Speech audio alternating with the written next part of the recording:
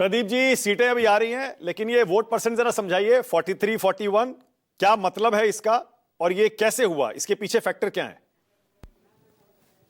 Factor मानव जी, बिहार में बात करें और नीतीश कुमार की बात ना करें, ऐसा हो नहीं सकता। तो मैं कहूंगा नीतीश कुमार का सुशासन, क्लीन गवर्नेंस, ईमानदारी, इसके चलते अच्छी खासी प्रो इनकम्बेंसी है।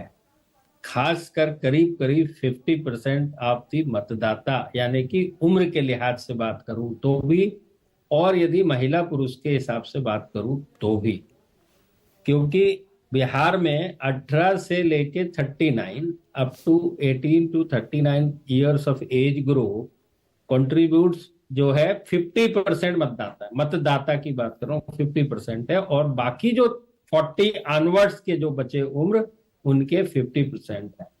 तो बाकी जो युवा मतदाता थोड़ी देर के लिए कहने के लिए कह लें कि 18 से 39 के बीच में नीतीश कुमार जी को लेके थोड़ा फटीग फैक्टर है, और उस फटीग फैक्टर के चलते ये जो युवा वर्ग है वो चाहता है कि कुछ तो परिवर्तन हो। अब इस युवा वर्ग में भी दो तरह का युवा वर्ग है, एक वो जो एनडीए का समर्थक है, एक वो जो एनडीए का समर्थक नहीं है।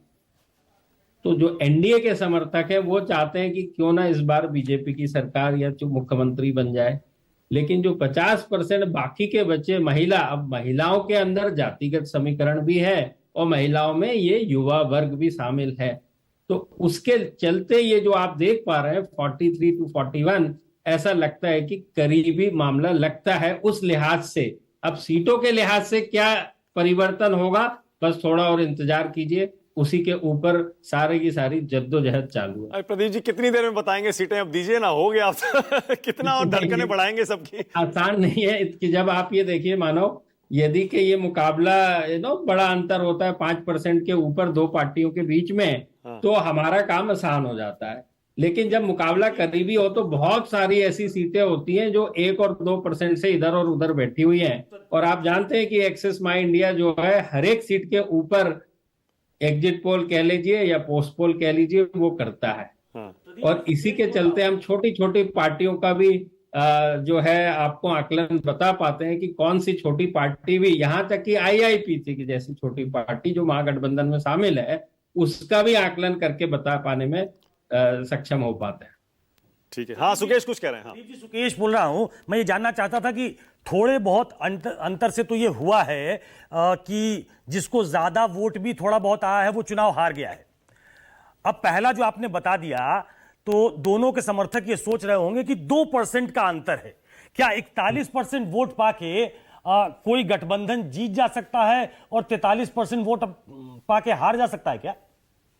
नहीं सुकेश, बिल्कुल सही कहा आपने। जो राजनीतिक परिदृश्य जो आप कह रहे हैं कि ज्यादा वोट पाके भी जीत जाते हैं, वहां पे होता यह है कि एक पर्टिकुलर क्षेत्र में एक पर्टिकुलर पार्टी का कंसोलिडेटेड वोट होता है, जो कि कम से कम बिहार की बात कर लें तो एक सीमांचल है, और सीमांचल की जो संख्या है आपके सीटों के लिहाज से वो इतनी नहीं है कि उसके ऊपर कोई अंतर पैदा कर सके। सीमांचल में जरूर ऐसा है कि 24 ही सीटें 243 में से हमारे क्षेत्रवार तरीके से रीजन वाइज में केवल 24 सीटें, मतलब तो 43% वोट पाने वाला गठबंधन जो है वो सीटों का इधर उधर हो सकता है, लेकिन आप ये प्रेडिक्ट कर सकते हैं कि एनडीए जीत गया है वोट परसेंटेज से। तो आपकी बात से तो ये लग रहा है एनडीए बिल्कुल वोट परसेंट के हिसाब से लग रहा है कि एज जो है वो एनडीए की तरफ है। अभी मैं सिर्फ इतना कह पाऊंगा,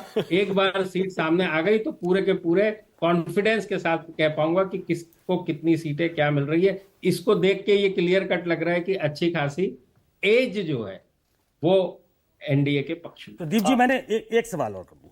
प्रदीप जी, मैं अभी बता रहा था, जो मुझे जानकारी मिली, 150 सीटों पे महिलाओं ने वोट ज्यादा किया है, और पहली बार बिहार में ऐसा हुआ है कि महिलाओं ने पुरुषों से ज्यादा वोट किया है। उन्होंने 2,51,00,000 वोट कास्ट किए, पुरुषों ने 2,47,00,000 वोट कास्ट किए। बिल्कुल ये क्या एक डिसाइसिव एज एनडीए को देता है, नीतीश कुमार को देता है?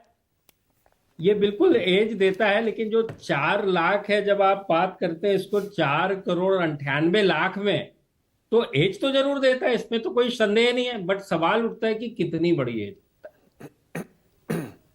है ना। सवाल उठता है कि कितनी बड़ी एज देता है, ये एक देखने वाली बात होती है, क्योंकि 1% का मतलब होता है 4 लाख, जो आपने एज की बात करी उसका मतलब हो रहा है कि करीब करीब 4,98,लाख मतदाताओं ने किया, यानी 1% से कम है उस 4 लाख को, यदि आप उस सेंस में देखें तो उस 0.8% से कितनी बड़ी एज होगी, ये एक देखने वाली बात होगी, उसमें कोई वो है अच्छा नहीं। प्रदीप जी, आप बार बार एज एज एज बोल रहे हैं, एज यानी कि ऐसा लग रहा है कि मुकाबला तो कांटे का है, मुकाबला वोट परसेंट में भी 2% का अंतर है, पर एज का मतलब जो हम समझते हैं वो यही समझते हैं कि हल्का सा बस आगे है।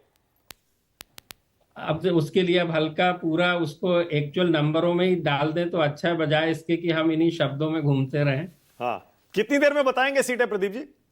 मेरे ख्याल से 6 बजे के आसपास, मैंने कहा हुआ है कि भैया 6 बजे के आसपास तो तुम्हारा जो आंकलन उसके है पहले आपको यहां से जाने नहीं दूंगा प्रदीप जी मैं। हाँ, सीटें बता के जाइएगा और नहीं, सीटों का देखिए, विश्लेषण करके जाइएगा प्रदीप जी, ऐसे नहीं। मैं इसमें बहुत सी चीजें, अब एक आपके दर्शकों को मैं 2-4 चीजें बता दूं जो कि बड़ी इंपॉर्टेंट है, इसके पहले के नंबर आ रहे हैं, कि हर हमेशा ये होता है कि पिछले चुनाव जो भी होते हैं उनको इस चुनाव के साथ कंपेयर किया जाता है। अब पिछले 20 के चुनाव की बात कर रहे हैं तो एलजेपी पार्टी ने अलग चुनाव लड़ा, करीब 130 ऑड सीट से थोड़ी ज्यादा सीटों के ऊपर, और उन्होंने ये सुनिश्चित किया कि उन्होंने जेडीयू के अगेंस्ट सारी सीटों के ऊपर उनके अगेंस्ट चुनाव लड़ा, और बीजेपी के अगेंस्ट एक भी सीट के ऊपर चुनाव नहीं लड़ा। अगेंस्ट में 6% वोट लिए और उन्होंने करीब 33 सीटों का उस लिहाज से जेडीयू को डेंट किया यहां पर। लेकिन एक बहुत बड़ा लेकिन है, जो वीआईपी पार्टी है मुकेश साहनी की, उसने जो है एनडीए के साथ चुनाव लड़ा था, जो कि उसने 2% वोट लेके 4 सीटें ली, तो 6 उधर गए, 2 कम हुए, उस लिहाज से सीधी सीधी अर्थमेटिक की बात कर रहा हूं, तो 4 का ये फर्क हो गया। अब 4 का जो ये फर्क हुआ परसेंटेज के लिहाज से, पॉइंट से, अब यहाँ पे नए एंट्री हो गई है प्रशांत किशोर की। जो प्रशांत किशोर की जेएसपी है, जन स्वराज पार्टी, उसको हमारे पोल में 4 पॉइंट दिख रहे हैं।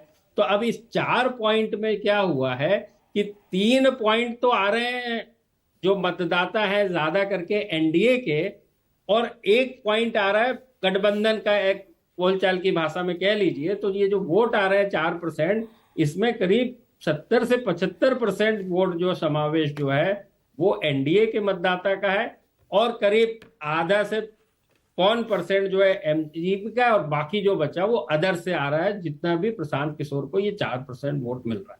तो ये एक इंटरेस्टिंग और दिलचस्प बात है। दूसरी बात, अभी सुकेश भाई ने बताया कि मतदाताओं ने कितना कितना वोट किया, तो उस लिहाज से सुकेश देखिएगा कि जो आपने अभी गणना बताई कि 2,51,00,000 और 2,47,00,000, उसको जो 100 वोट पेटी के अंदर है या मशीन के अंदर बंद है, उसमें 50.5 जो है वो महिलाओं का है और करीब 49.5 पुरुषों का है।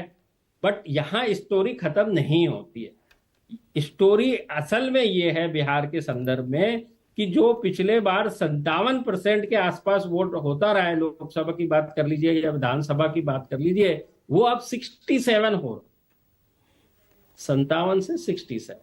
अब उसमें ऐसा हुआ है, जो हमने आकलन किया, इलेक्शन कमीशन के जो आंकड़े आए एसआईआर के बाद, उसमें करीब 66 लाख वोट तो वैसे कटे, लेकिन मुद्दे की चीज इस नजरिए से यह है कि 20 लाख के आसपास के वोट की डेथ हो चुकी थी और 28 लाख के करीब परमानेंटली विस्थापित हो चुके हैं, माइग्रेट हो चुके हैं। इसका मतलब हुआ 48 लाख। अब इस 48 लाख को जो एक्चुअल मतदाता है बिहार के अंदर इस समय चुनाव में 7,42,00,000 के आसपास, उसको देखेंगे तो 6 पॉइंट से थोड़ा सा ऊपर आता है।